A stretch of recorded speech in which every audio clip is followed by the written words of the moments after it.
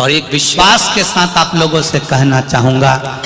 जितने लोग आस्था पर कथा सुन रहे हो, जितने फेसबुक यूट्यूब पर सुन रहे हो, और जितने लोग मालेगांव की ये पवित्र भूमि पर बैठकर कथा सुन रहे हो, एक दिल से कहूं आप लोगों से, आप स्वीकार करिएगा,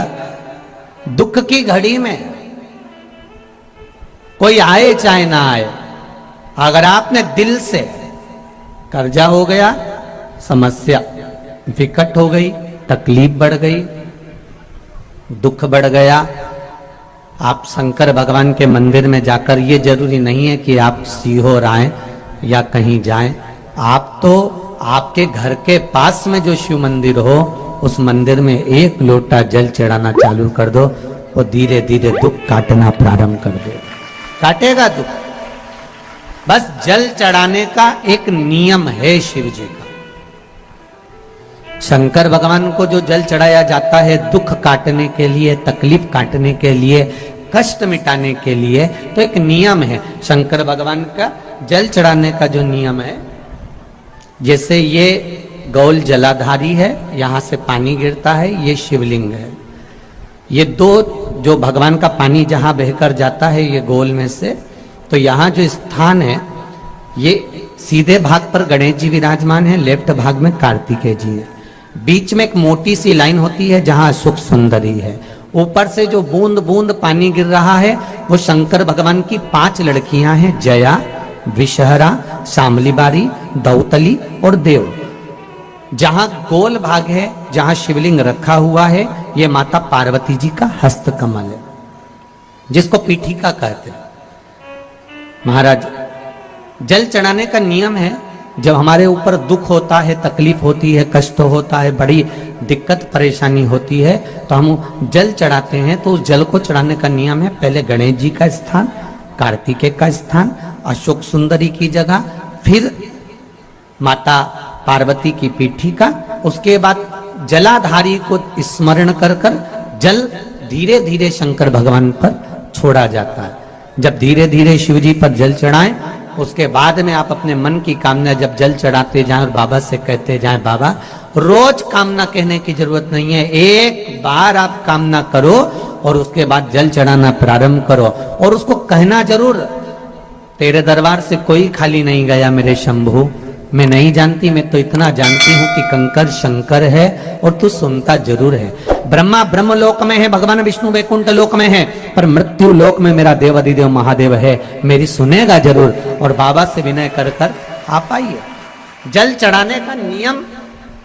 अगर दुख है, तकलीफ है, कष्ट है तो ऐसे चढ़ा दो, और अगर मन कर रहा है डायरेक्ट शिव जी पे चढ़ाना हो तो तुम्हारी मर्जी है, उसमें कोई मना नहीं। शिव तत्व किसको कहते हैं? शंकर का गुणगान, शिव का स्मरण, भगवान शंकर का मंत्र जाप किसको कहते हैं? ये वही समझ सकता है जिसके भीतर शिव समाया होगा। और एक विश्वास के साथ आप लोगों से कहना चाहूंगा, जितने लोग आस्था पर कथा सुन रहे हो, जितने फेसबुक यूट्यूब पर सुन रहे हो, और जितने लोग मालेगांव की ये पवित्र भूमि पर बैठकर कथा सुन रहे हो, आप दिल से उसकी कथा सुनना। इस वाणी का,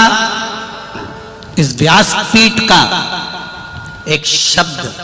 हो सकता है, हॉस्पिटल में पड़ा हुआ कोई व्यक्ति, कर्जे में डूबा हुआ कोई व्यक्ति, गलत व्यसन में पड़ा हुआ कोई व्यक्ति को आपके द्वारा निकली हुई वाणी से भी बाहर निकाल सकता है। जैसे उस माँ को कहा किसी ने, सियोर वाला महाराज कहता है एक बार चले तो जा शंकर जी के मंदिर में, उसने पत्र में लिखा। जब वो सियोर वाला महाराज कहता है, चिल्ला चिल्ला कर कहता है, एक लोटा जल सारी समस्या का हल, तो जा। 7 साल में उस बच्चे की वाणी वापिस आ सकती है जो वाणी नहीं थी। जब वो वाणी मेरा महादेव दे सकता है, वो देखो उस माँ के चेहरे की खुशी, उस माँ के चेहरे की रौनकता, जिसका बेटा 7 साल बाद बोला हो, उसका आनंद देखिए कि कितना होगा, कितना आनंद होगा। एक बात और अच्छे से समझ लीजिए, जो बच्चे चिड़चिड़े होते हैं, चाहे घर में बेटे हों, बहुएं हों, सास हो, ससुर हो, परिवार में छोटे छोटे बच्चे हों, चिड़चिड़ प्रवृत्ति करते हो या चिड़चिड़ा स्वभाव हो, जरा जरा सी बात में क्रोध आ जाता हो, बोलने का भान नहीं रह पाता हो, शब्दों के बाण चलते हो, तो महाराज प्रदोष के दिन, प्रदोष काल में बेलपत्री के पेड़ के नीचे एक जो पत्ता आपके पास में हो, पान का मिल जाए तो पान का, पीपल का मिल जाए तो पीपल का, बेलपत्र का मिल जाए तो बेलपत्र का, उस पत्ते पर मात्र थोड़ा सा शहद